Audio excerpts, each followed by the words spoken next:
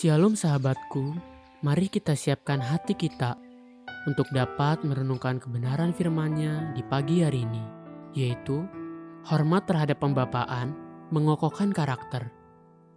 Mari kita buka Alkitab di dalam kitab 1 Samuel 15 ayat 17-19.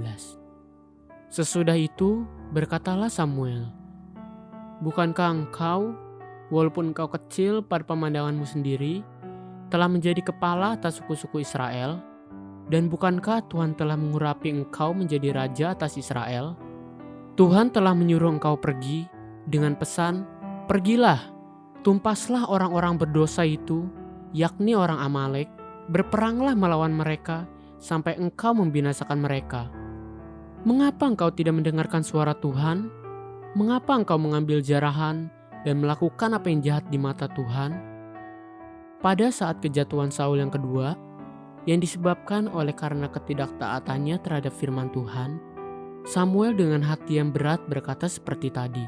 Samuel pasti merasakan betapa sakitnya beban yang dia rasakan di dalam hatinya.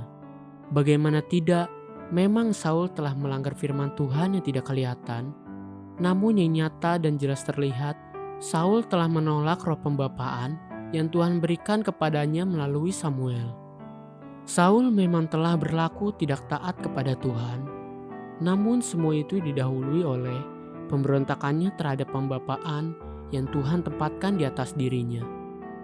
Terbukti, beberapa ayat setelah itu, setelah Saul mencoba membela diri dengan berbagai-bagai alasan rohani yang juga masuk akal, firman Tuhan melalui Samuel kemudian berkata, 1 Samuel 15 ayat 22-23. Tetapi jawab Samuel, "Apakah Tuhan itu berkenan kepada korban bakaran dan korban sembelihan, sama seperti kepada mendengarkan suara Tuhan? Sesungguhnya, mendengarkan lebih baik daripada korban sembelihan. Memperhatikan lebih baik daripada lemak domba-domba jantan. Sebab pendurhakaan adalah sama seperti dosa bertenung, dan kedegilan adalah sama seperti menyembah berhala dan terafim. Karena engkau telah menolak firman Tuhan, maka ia telah menolak engkau sebagai raja." Coba simak dan perhatikan sekali lagi ayat 23 tadi bagian A. Sebab pendurhakaan adalah sama seperti dosa bertenung, dan kedegilan adalah sama seperti menyembah berhala dan terafim. Kenapa disebut sebagai pendurhakaan, bukan ketidaktaatan? Bukankah durhaka adalah ungkapan yang biasa kita sebutkan untuk tindakan seorang anak yang memberontak terhadap orang tuanya?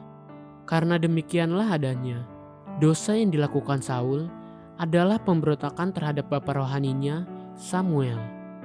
Itulah sebabnya King James Bible menyebutnya demikian. "For rebellion is as the sins of witchcraft."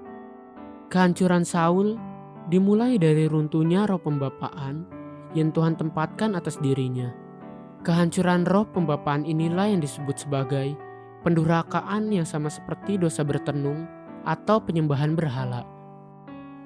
Sederhana sekali, namun betapa sayangnya apabila kehidupan yang luar biasa yang sedang Tuhan rancangkan atas kita harus hancur hanya karena kita menolak roh pembapaan yang Tuhan tempatkan atas kita. Semua semarak kemenangan Saul luntur tanpa bekas, semua kegagahannya pudar dalam sekejap.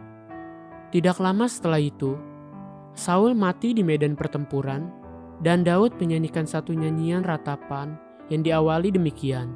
2 Samuel 1 ayat 19. "Kepermayanmu, hai Israel, mati terbunuh di bukit-bukitmu, betapa gugur para pahlawan." Haleluya, sahabatku, mari kita sama-sama berdoa. Terima kasih Bapa Surgawi, ajari aku untuk menghormati dan tunduk terhadap pembapaan yang Tuhan telah tempatkan di atas hidupku. Amin. Jesus loves you and so do I.